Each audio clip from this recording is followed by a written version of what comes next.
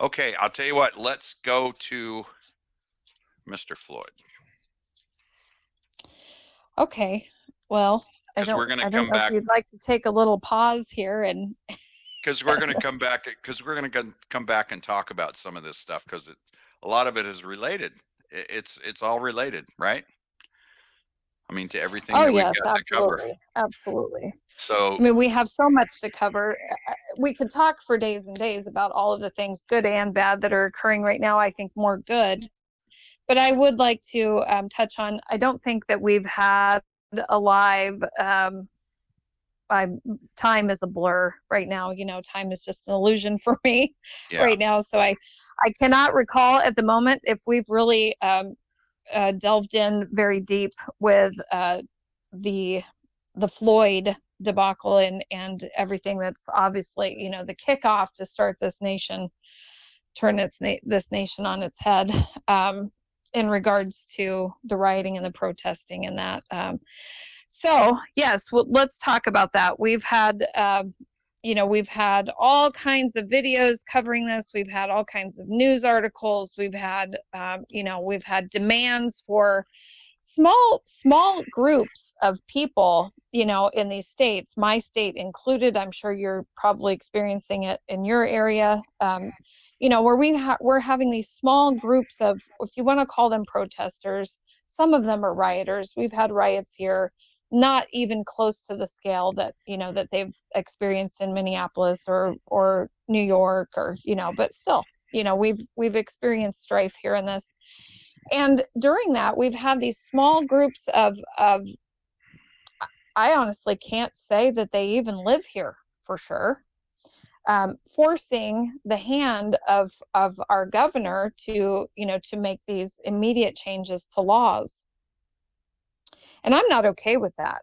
I don't know about anybody else, but I am not okay with a very small group of allegedly emotionally driven people to make changes, statewide for my state that could ultimately affect myself, my children, my family. So I really want to make sure that we take a good look at what started this in the first place. And I took a good look at this video. And again, this is my opinion. Obviously Paladin will give his opinion, but I have some opinions about the event itself. And I think that we could start off by showing, as you know, or we've talked about before, I have my doubts about a lot of events that have occurred over, the last few decades of our lives. In particular, one event that still has a hold on me to this day would be the Vegas shooting. And I see these, what I would call signals that happen in these events that catch my eye. And I'd like to start off by showing one of those, what I consider a signal. So if we could play a short clip of a video here in a few seconds, and I'll let our timeline catch up here with our topic on discussion.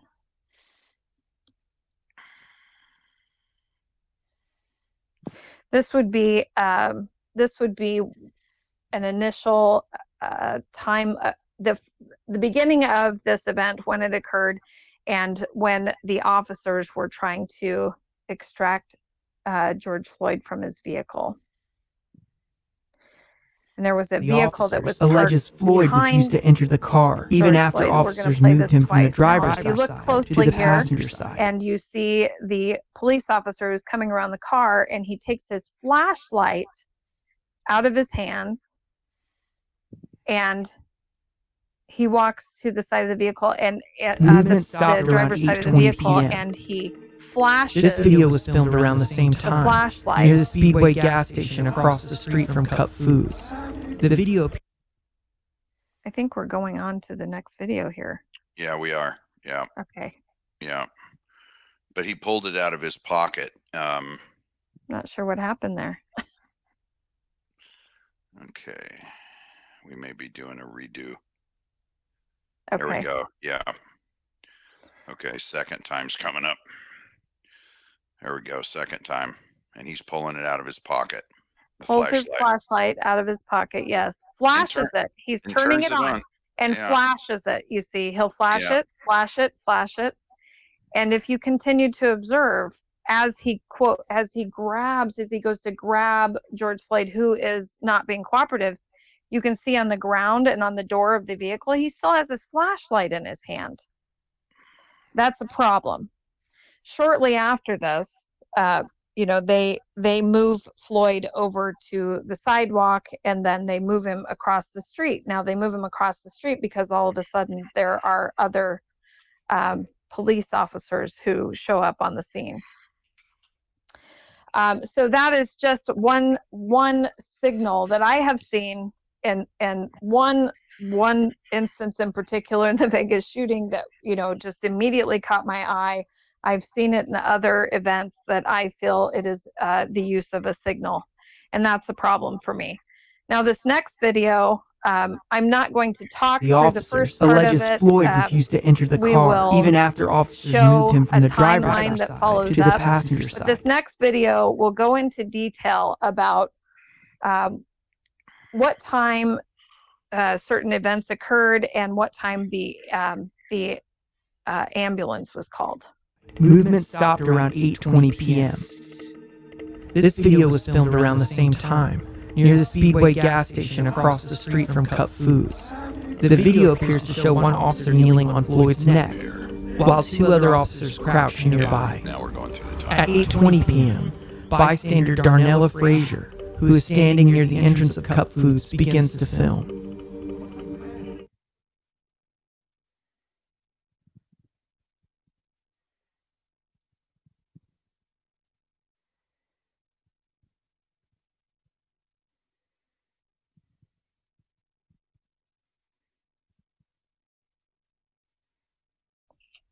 That is to demonstrate the urine stream at 8:22 p.m.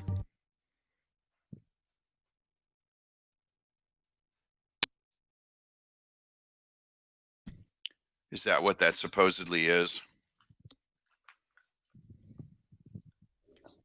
Yes. Are we having technical difficulty? That shouldn't have stopped. The officers alleges Floyd refused to enter the car even after officers moved him from the driver's side to the passenger side. But we did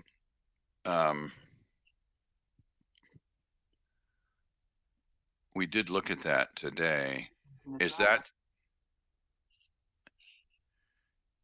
movement stopped around 8:20 p.m. This video was filmed around the same time, near the Speedway gas station across the street from Cup Foods. The video appears to show one officer kneeling on Floyd's neck, while two other officers crouch nearby. If not, I can just talk At 8:20 p.m., bystander Darnella Frazier, who is standing near the entrance of Cup Foods, begins to film. Where you can see the police officers from the other side. Yeah. Okay, yeah. Okay. Now we see. Yeah.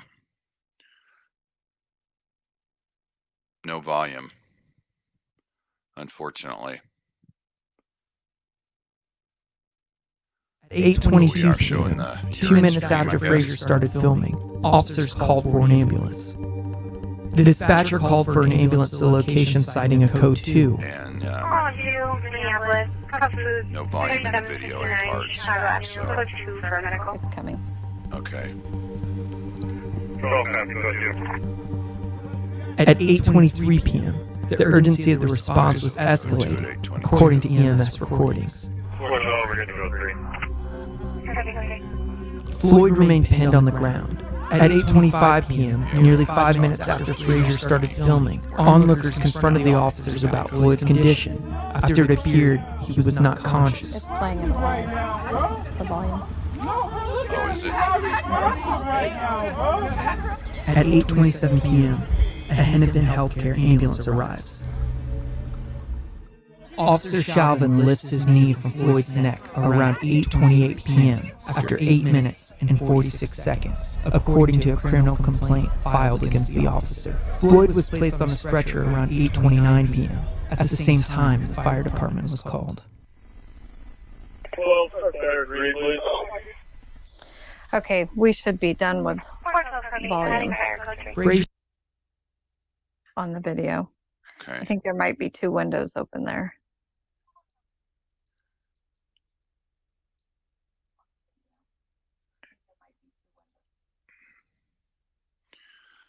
Yeah, we just showed the ambulance leaving and now the fire trucks arrived. Right. Okay. So what I was trying to demonstrate here, and I can go ahead and release this on my channel, so we have this, but this will show a timeline. There's no volume in this part where it says timeline of video and movement. There will be no volume from the video in this. This is to demonstrate that at 8:22, which is allegedly when the original call was placed to the ambulance for code 2, and I will show a close-up of his face here in a little bit, but he is moving right here. He is moving and he is talking. So, you know, the call for blood from the mouth in 8:22, in all honesty, if you want to believe this happened exactly as they say, you would have to consider that in any other position, for someone to be in this position who just committed a crime and you know, and struggled to be put into a vehicle, and they did the courtesy of calling for an ambulance when he had a little blood on his mouth, which I, by the way, do not see, then you would have to consider that he is receiving, you know, he's receiving somewhat more courtesy and care from calling an ambulance than they would normally give. Now we have a code 3 though at 8:23, and code 3 is critical, where they would have to be using lights and sirens in order to respond, which we do not hear. There is no siren from that ambulance when it pulls up. And yes, they have lights on, but there's no siren. And you know, it's a video being played live. We should certainly be able to hear a siren even from further away. We hear nothing. But at 8:23, there would be no reason whatsoever to call an ambulance or, you know, update a code 3 for critical. There would be no indication as to why they would do that. And then we have at 8:25 is when the ambulance arrived. And at 8:25, George Floyd had only been, you know, unconscious, so to speak, for less than a minute at 8:25. So the timeline of calling for an ambulance at 8:22, upgrading that call to the ambulance at 8:23 to critical, does not match what we're seeing on the video whatsoever. We also had a urine stream that was already there, not the same exact urine stream that we're seeing later on in the video, but we have a urine stream that was already there as soon as the person started videotaping, which would have been at 8:20 allegedly. And we do have, I did see a comment just now, tape spliced together. Well, I will tell you, the majority of the tapes that I've seen online, there were parts in particular that I did not see at all, except for in one video I happened to see, and it was it seemed to be maybe the entire footage. You know, how we would know that, I don't know, but it seemed to be the entire footage. And if we want to show the stills of these, and it doesn't matter in what order, we can show the stills of the pictures. There should be one of the sheriff leaning down, and I do say sheriff because those were 2 sheriffs that pulled up and picked George up. This is one of the sheriffs who is making sure, if you go back and look at the video, which we will link those, or I will release them on the Lady Justice channel. But this sheriff, as they're lifting a critically injured patient into the ambulance, he's putting on his sunglasses. And the only reason why I can even imagine that you would be worried about putting on your sunglasses. This is another still of him putting on his sunglasses at 8:29 at night, is to ensure that you can't identify who he is. Yes, that's presumptive on my part, but I don't think it's a stretch by any means. But he is putting on his sunglasses. This is them loading him into the ambulance. And then there's this part in particular. I've only seen this in one video, and this is a flash over to the kids that originally called 911 in the first place, the Cup Foods owner's son, they're now walking back into the store. I have not seen that on all of the other videos, other than just one where they pan over and see this distraught girl and the Cup Foods employees, the kids, walking back into the store. And then there would be one other screenshot, and I'm going to give it a minute here so we can pull that up, where if you can see, if you look closely in the sheriff's hand, he is flashing a flashlight on George Floyd's face. He's bending over and he has a flashlight in George Floyd's face. And if you look closely, as you can see, I see no blood. I see no blood on the ground. I see no blood on his face whatsoever. But that part in particular, and I've probably watched, I don't know, 6, 7, 8 different versions of this video. I only saw this flashlight part in one video that was on a news story. I think it was This Is the News, or This Is Now News, something like that. And I will link that or play the video on my channel, if or we'll link it in the description of the upload on this live so people can see it for themselves. But absolutely, it does appear to me, you know, the videos, even the dragon, or the dragon walk, I think it is, the restaurant surveillance camera, the body cam that was released, and this video in particular that was filmed by Daniela Frazier, I believe her name is, seems to be edited. There is a lot of editing happening here.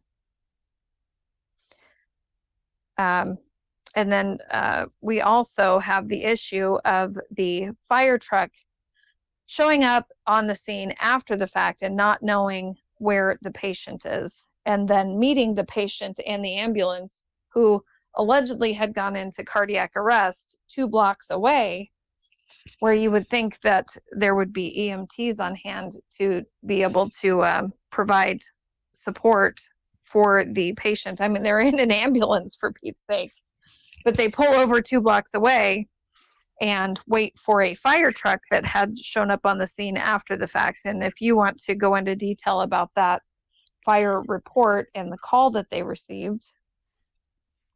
Yeah, did we ever determine who called the fire department? Was it the EMTs?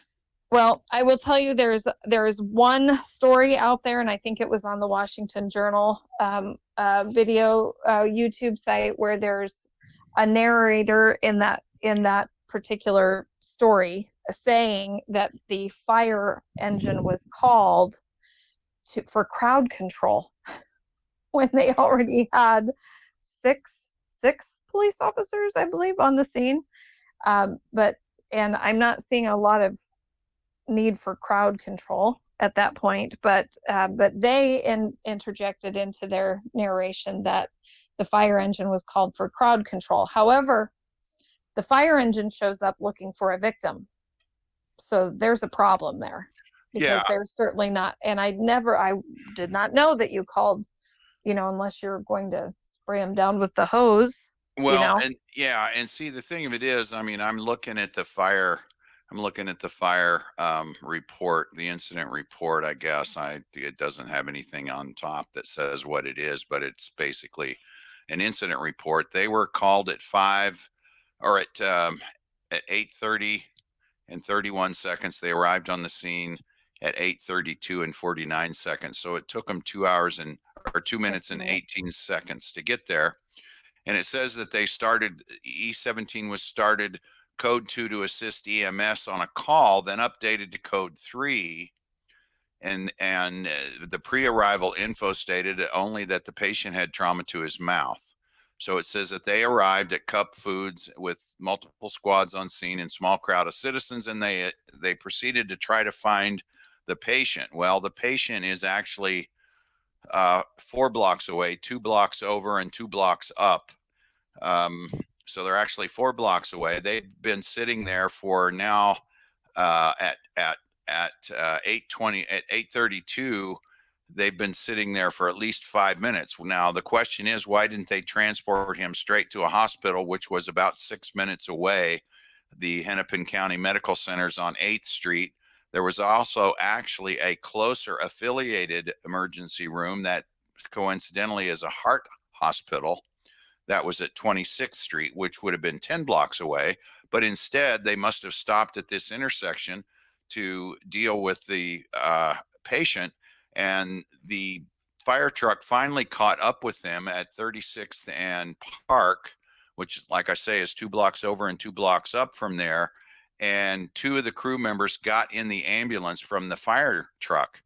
And I mean, this has got all kinds of problems. Why didn't the ambulance just go straight to the hospital? Because by the time the fire truck caught up with them 4 blocks away, they probably could have been at least at the hospital or very close to the hospital. So this would indicate to me that, as we see on the video, that the people who picked him up in the ambulance were not actually EMTs at all. They were sheriff, as can be identified by their uniforms. Absolutely. Absolutely. And, we are seeing on the scene that they are more concerned about concealing their identity than they are about handling a patient with care. And, I have witnessed several accidents myself. I've had to have, I've had to call 911 to my own house. And I will tell you, I mean, imagine the stretch on a city or county budget if you received multiple calls and you had multiple emergency multiple emergency services showing up for the same call, and they weren't aware of prior calls. That doesn't happen. There is no way that this fire engine would show up on the scene allegedly for crowd control, but looking for a patient or a victim that they were supposed to be assisting. They show up after the original ambulance had already been there at 8:26 and had left by 8:29, and they were called at 8:30 after the ambulance already left. This would not occur. It would just absolutely not occur that way. The original call would have had, because police were the ones on the scene, so it wasn't a 911 call, it was a dispatch call, but they would have had fire and ambulance show up at the same time. That is in any aspect, that's how this would be handled.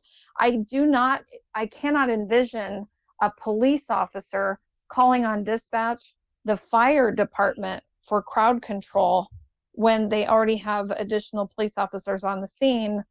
But if you really had crowd control, which I'm not sure why we can't see that in any of these spliced videos that have been put together, but if there was really an issue for crowd control, I would think that they would have additional officers on the scene for crowd control, not fire rescue that shows up looking for a patient, does not know that there was already an ambulance on the scene and left 2 minutes or 3 minutes before they arrived, and then went to meet them 4 blocks away to assist with a critically a patient in cardiac arrest who decided to pull over on the side of the road. I will tell you what, if I were George Floyd's family, the first lawsuit I would be putting in place is against the county for pulling over the side of the road and not taking my family member straight to the hospital, who then died and was called, time of death an hour later. It was an hour later. Well, yeah, but I would push back on that, because I would cite the Obama Foundation's Twitter account, which posted a picture of Floyd Okay, on May 17th. And I would say that, and I would also add that I'm wondering if there's something funny going on here, that if the Floyd family isn't going along with it, because I checked last week and their GoFundMe was $12 million. And not to mention the attorney in Corpus Christi, Texas, who posted on Facebook that George Floyd died 3 years ago. Yes. Yeah. So, Well, you know, I was going along with the narrative there. Okay. okay. Yeah. All right. I mean, if I thought this were true, because to be honest with you, I'm not interested in entertaining fairy tales anymore. I mean, Yeah. I've gone down that path of, well, what if, or why do you think this would happen? Or, what do you think? Why would they pull over? And, Right. what could Right. possibly, nothing, not one logical explanation could be provided for everything that we're going over right now, along all the way back to the fact that there is a urine stream in place under the truck, before there was even an issue.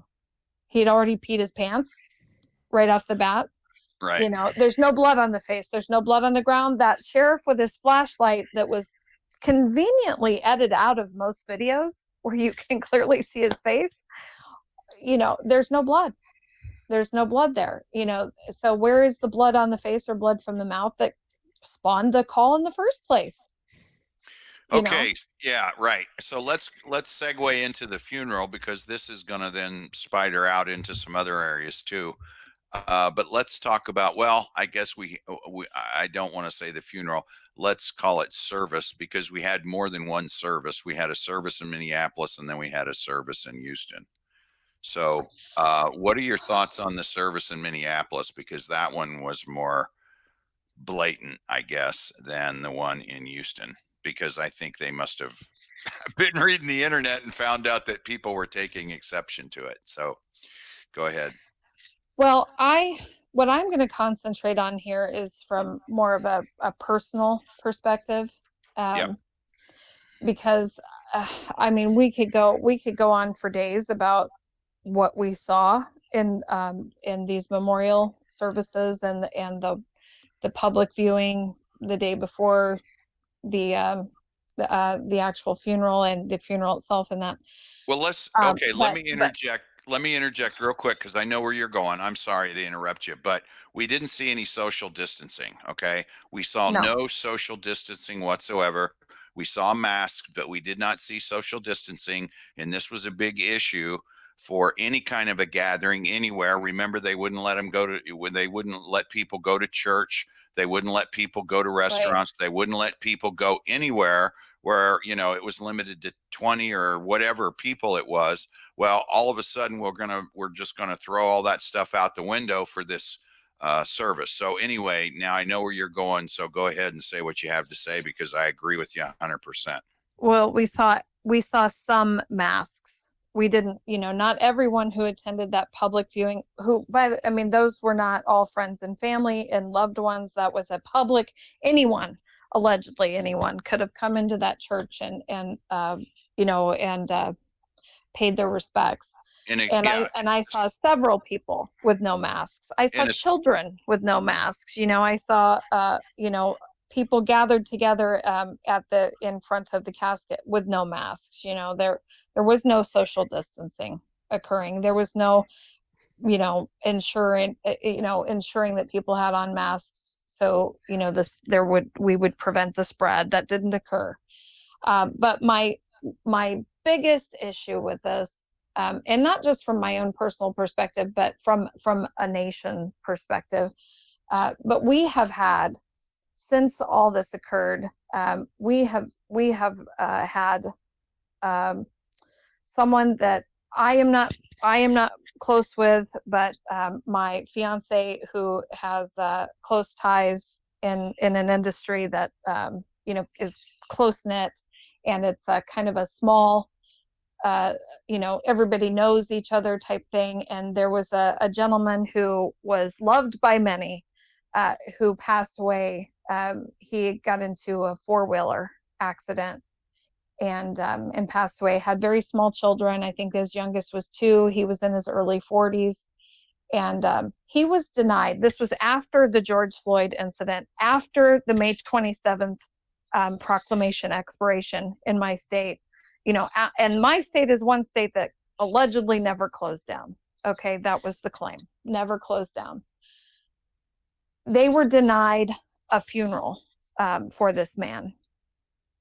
And they had to, there were hundreds of people who gathered together, and this just happened this past Thursday, who gathered together and drove by this man's house in droves, just one car after another, because they were not allowed the opportunity to gather together and celebrate his life. And it makes me sick to think about how many people have been denied that right, to say their goodbyes to their loved one in a manner that, that we all have had, we should all have the right to do over these many months of, this pandemic, which is an obvious scam, from the perspective of being as dangerous as they've claimed. They've walked back their own stories, all of them, as far as the level of danger that was in place. And then we have one man who, I'm sorry, based on what we just went over, there are a lot of problems with the story that we were told about this man and how he allegedly died. And, we as a nation are up in arms over this. Businesses are burning, people are dying, there are injuries all over the nation. This is an absolute uproar, and he was afforded, the respect that so many people have been denied. And I really have no words for how heartbreaking that really is for me. I mean, it's disgusting. I just can't believe it. Couldn't say it any better.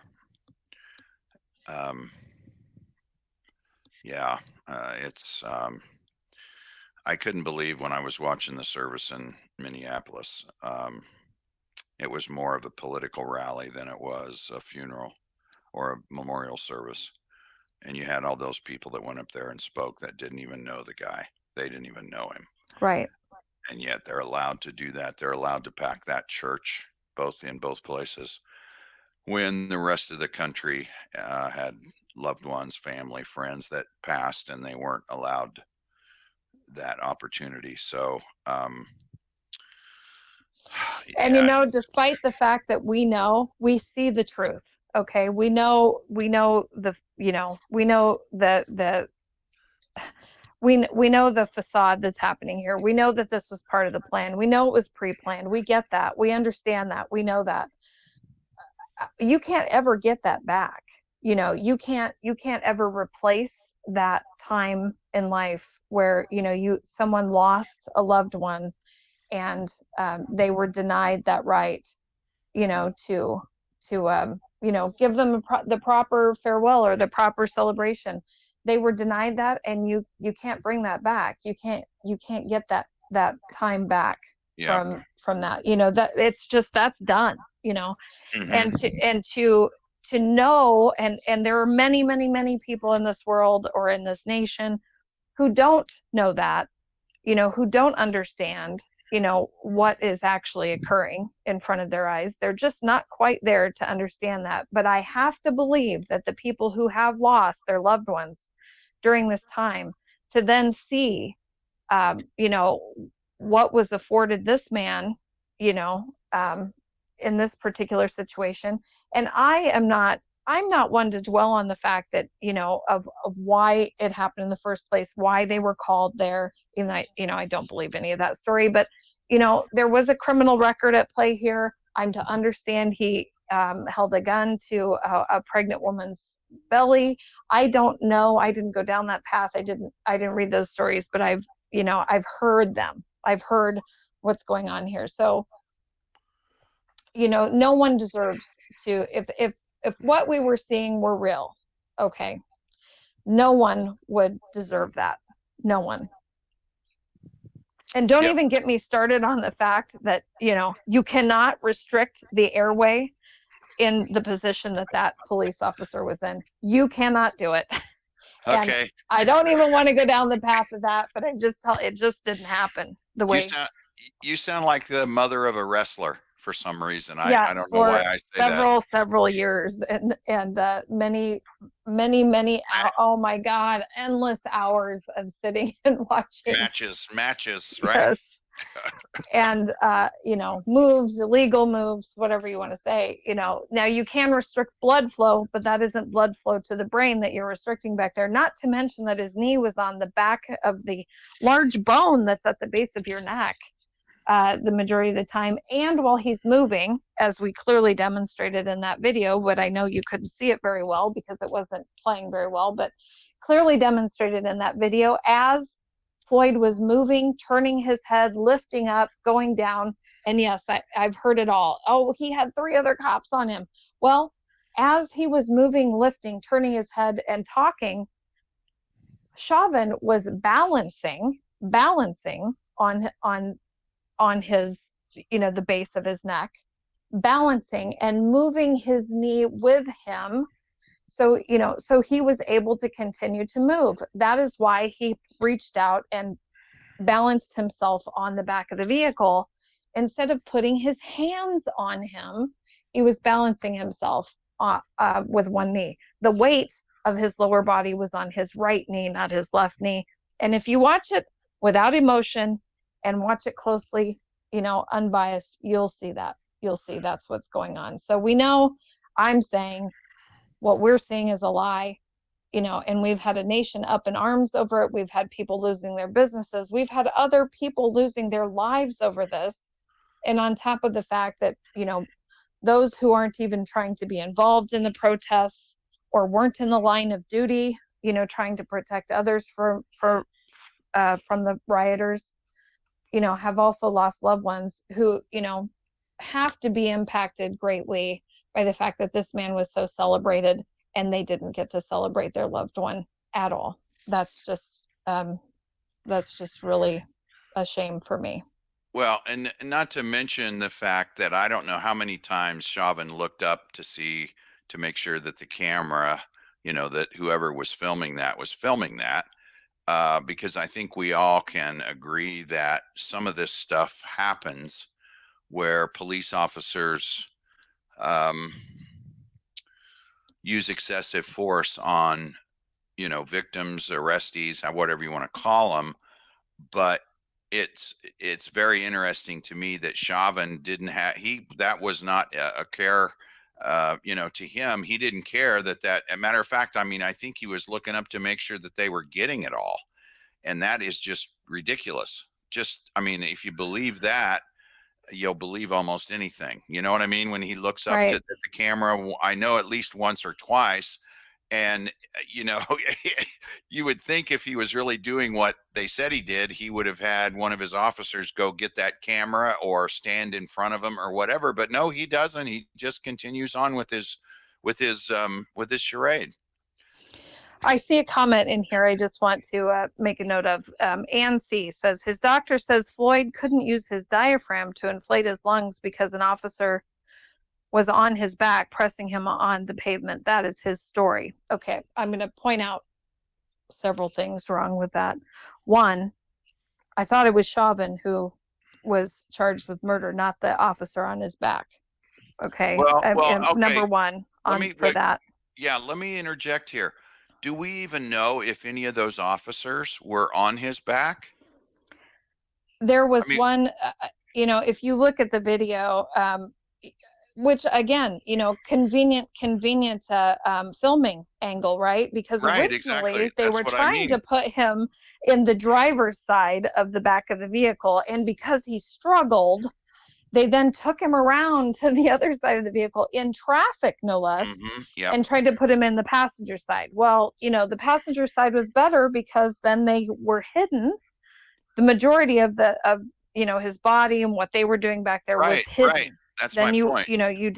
you weren't able to see what was going on. However, if that were true, okay, again, please go back and look at the video and watch it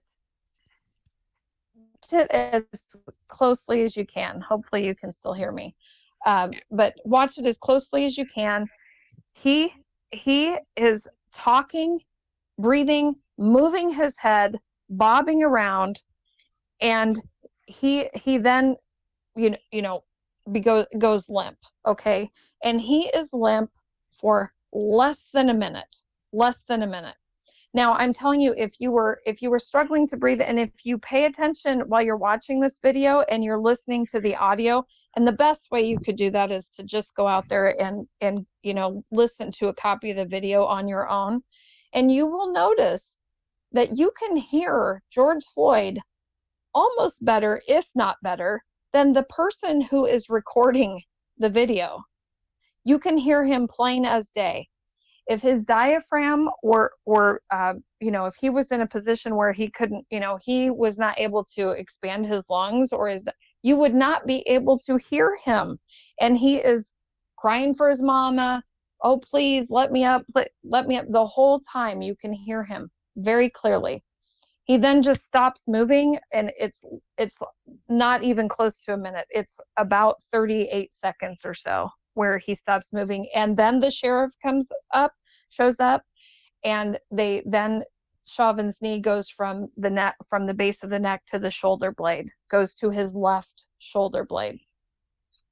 Now, the illusion, because we have a report out there, we have videos, you're seeing all these videos over and over and over, and the report even says that he had his knee on the back of his neck for a total of 8 minutes and 46 seconds.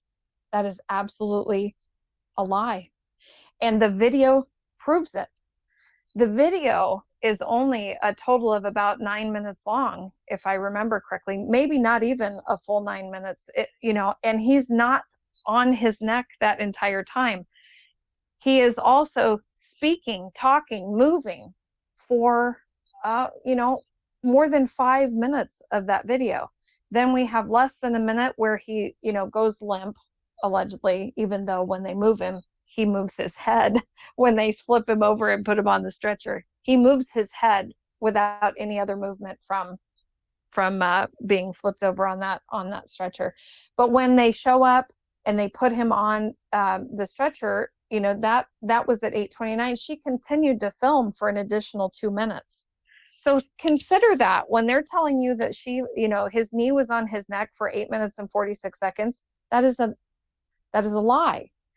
And your emotions go with it. Your emotions go with it because, you're seeing this emotional situation, you're seeing, what they call urine that had already been there from the get-go. You're seeing a urine stream, you're seeing someone who's struggling, and then, you're seeing them whisked away in an ambulance. But if you even just look at it from that perspective, it's absolutely impossible that he would stop breathing when he was just yelling, talking, begging, talking about his mama and moving. He was literally lifting up and moving his head, moving his body, moving his shoulders. You see what I'm saying? I mean, that just, 2 plus 2 equals, 5. 33 here. Equals 33. Yeah. Right, 33 or 666, I guess. Yeah, something like that. In another timeline. And speaking of, I think this would be a good time to segue. What do you think? Sure, I think so. Other than, the one thing that I do want to, to highlight here is, when we're seeing this and we're considering the fact that this video in this particular situation has ripped our nation apart, You know, I do really think that these are the times, if you're seeing what I'm seeing, or if you'll take the time to see what I see, you know, and you take the time, you know, to really process the information, I do feel like these are the times, and it's a delicate conversation to have for sure for people who might not be able to see it. But, you know, I feel like this is part of what we're here for, to make sure that those around us, you know, our neighbors, our friends, our family, you know, in any way that you can, where, you know, it isn't going to cause, you know, just a complete uproar in your life. But we have to speak out about this stuff. We cannot sit back and watch our nation be destroyed. We have to have a voice here. And I really think that, you know, I want to stress that. It's so important. I would agree. Okay, so we're transitioning to what topic now? Your favorite one.